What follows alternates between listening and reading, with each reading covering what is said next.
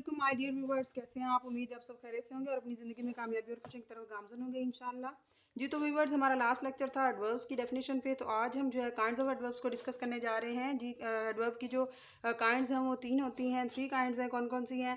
Simple adverbs, interrogative adverbs and relative adverbs. ठीक है, सबसे पहले हम सिंपल एडवर्ब्स को डिस्कस करेंगे। सिंपल एडवर्ब्स जी कौन से एडवर्ब्स होते हैं जो कि किसी भी वर्ब को, किसी भी एडवर्ब को या किसी भी एडजेक्टिव को मॉडिफाई करते हैं और जो उसके मीनिंग्स में इजाफा करते हैं, हमें समझने में मदद देते हैं और हमें अपना सेंटेंस जो प्रॉपर स्ट्रक्चर आउट करने में हेल्प आउट करते हैं। ठीक है, सिंपल एडवर्ब्स को हम मज़ीद जो है मुख्तलिफ क्लासेस में डिवाइड करते हैं। कौन कौन सी क्लासेस हैं वो according to time, place, manner, quantity वगैरह हैं। कौन कौन सी? सबसे पहले हम अगर टाइम के एडवर्ब्स देखें, जो सिंपल एडवर्ब्स ऑफ टाइम है वो कौन कौन से हैं। फॉर एग्जांपल हम कहते हैं I am busy right now या I will meet you later. ये सब क्या है? ये टाइम के बारे में है। तो टाइम के हिसाब से अगर हम इसके एग्जांपल्स देखते हैं तो कौन कौन सी हैं?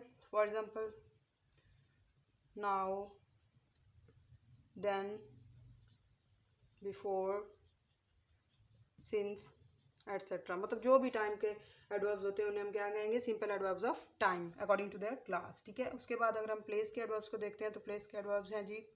फॉर एग्जांपल हम कहते हैं I am at school, the cat is in the box. या हम कहते हैं कि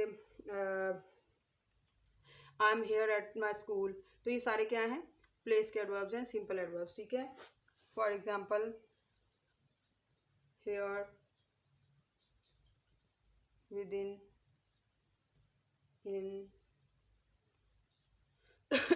बिलो, एट्सेट्रा। ठीक है, ये सारे प्लेस के एडवर्ब्स हैं, सिंपल एडवर्ब्स। ठीक है, उसके बाद अगर हम इसके नंबर के अकॉर्डिंग देखते हैं कि नंबर को अगर हम डिस्क्राइब करना चाह रहे हैं सिंपल एडवर्ब्स के ज़रिए तो वो कौन कौन से होते हैं। जैसे हम कहते हैं वंस, ट्वाइस, सेल्डम,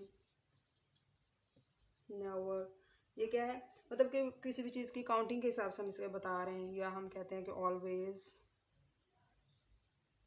या फर्स्टली, ये अकॉर्डिंग टू नंबर है। ठीक है, ठीक है, इस तरह के ये एडवर्ब्स होते हैं। उसके बाद अगर हम मैनर के अकॉर्डिंग देखते हैं कि मैनर जो है, मैनर क्या होता है कि किसी भी चीज़ को किस तरह से किया गया है, किस तरीके से किया गया है। उसके लिए हम देखते हैं, फॉर एग्जांपल मैं कहती हूँ कि Ayesha works hard.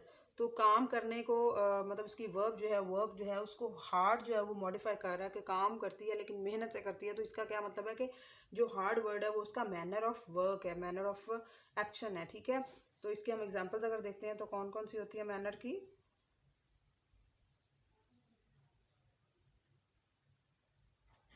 Sorry,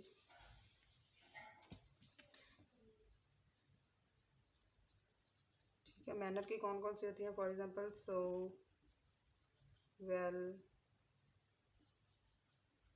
clearly, slowly, etcetera. यानी किसी भी चीज़ का मैनर जो है वो किस तरह से उसको हम डिस्क्राइब करेंगे, इससे हम जो है वो क्या कहते हैं, मतलब कोई भी जो काम है हम किस तरह से करते हैं, किस मैनर से करते हैं और क्या उसका वे होता है, तो उसको हम क्या कहते हैं। जैसे सर्टनली वगैरह भी इसमें हम ऐड कर सकते हैं। ठीक है, ये सारे क्या है? मैनर के एडवर्ब्स हैं, सिंपल एडवर्ब्स। ठीक है, उसके बाद अगर हम क्वांटिटी के हिसाब से देखते हैं तो वो क्या चीज़ जो है सिंपल एडवर्ब्स में क्वांटिटी के जरिए कैसे हम करते हैं। फॉर एग्जांपल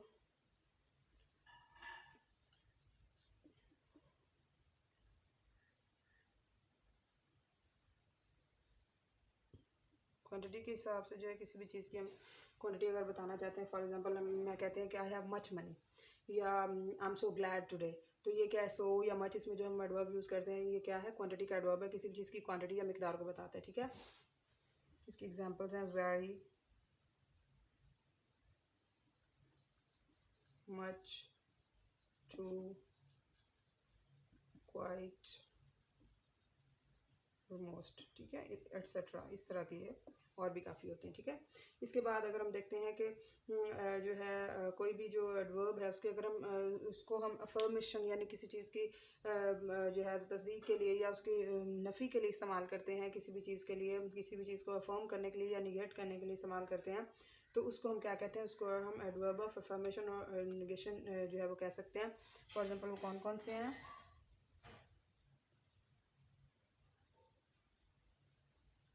इंफॉर्मेशन एंड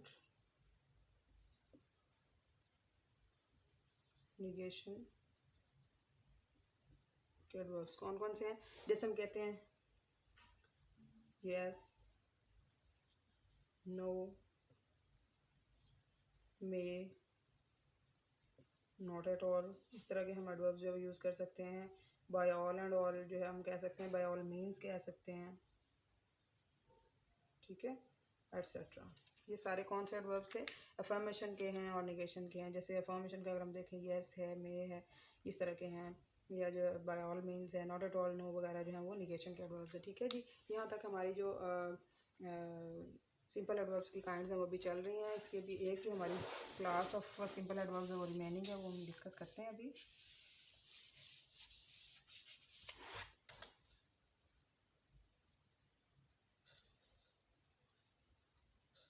ठीक है, जो इसकी 7th वन जो रहती है वो है रीज़न के एडवर्ब्स। रीज़न मतलब हम कोई चीज़ की वजह देना चाह रहे हो तो वो रीज़न के एडवर्ब्स हैं। जैसे कि हम कहते हैं कि therefore I left the city, therefore I am very happy, तो इसको हम क्या किस तरह से बयान करते हैं? इसकी अगर हम एग्जाम्पल्स हम देखते हैं वो कौन कौन सी है। जैसे हम कहते हैं देयर फोर, हाउएवर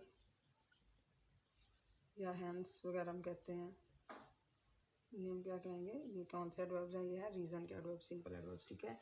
इसके बाद जो है हम जो second kind of the adverbs जो डिस्कस करने जा रहे हैं वो कौन कौन सी हैं? सेकंड काइंड ऑफ स्टार्ट हो गई। पहले हमने सिंपल एडवर्ब्स को डिस्कस किया है उनकी क्लास वाइज। अब हम जो है second kind of adverbs discuss करने जा रहे हैं, वो है इंट्रोगेटिव एडवर्ब्स, ठीक है।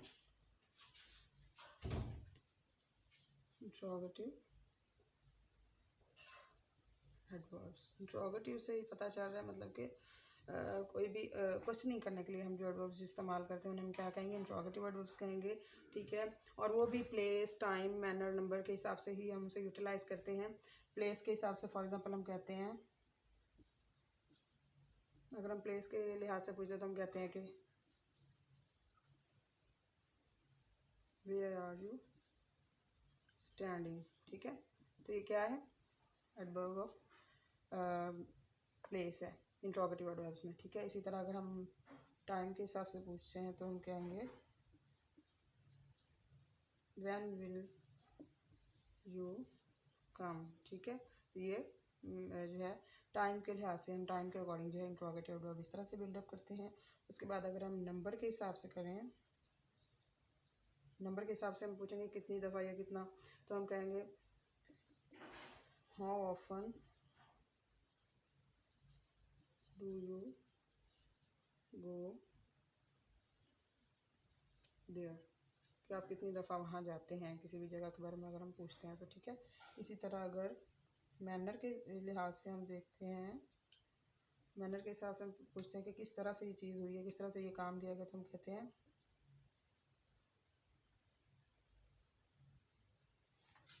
Sorry how did you play, ठीक है। किस तरह से खेला, तो ये मैनर ऑफ प्लेइंग है, मैनर ऑफ वर्क है, ठीक है।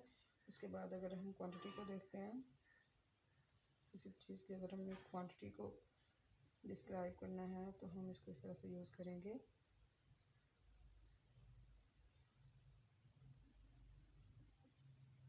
हाउ फार दिस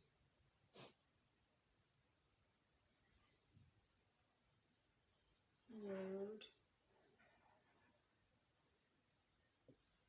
ट्रू, ठीक है, कि किस हद तक ये लफ्ज़ दुरुस्त है, ठीक है।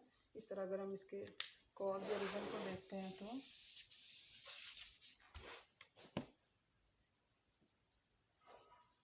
कॉज का एडवर्ब या रीज़न का एडवर्ब कौन सा होता है? जैसे हम कहते हैं why did you break it, ठीक है। तो ये भी क्या है? कॉज या रीज़न का एडवर्ब, जिसे हम इंट्रोगेटिव एडवर्ब कह सकते हैं, ठीक है। इसके बाद हम जो इसकी लास्ट जो काइंड ऑफ एडवर्ब है वो कौन सी हम डिस्कस करते हैं जी? सेकंड भी हो गई। अब हम जो लास्ट एंड थर्ड जो है इसकी काइंड है वो डिस्कस करेंगे, वो कौन सी है? थर्ड काइंड कौन सी है? That is relative adverb. ठीक है, रिलेटिव एडवर्ब्स कौन से होते हैं?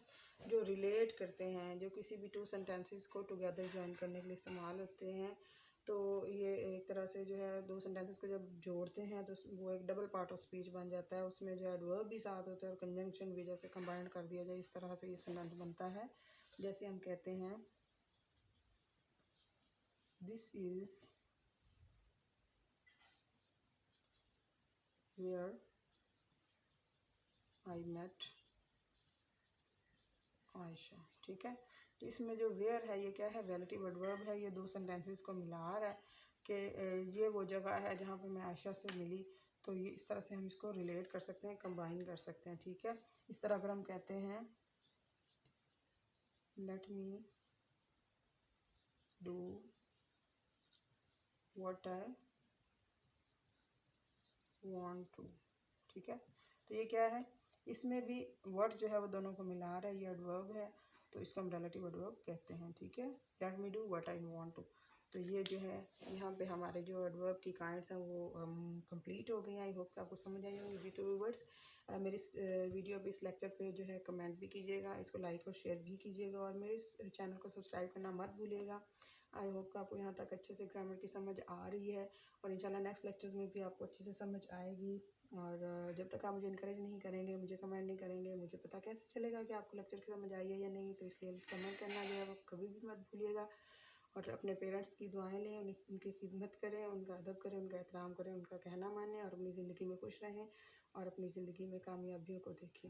ओके, अल्लाह हाफिज़, wish you all the best.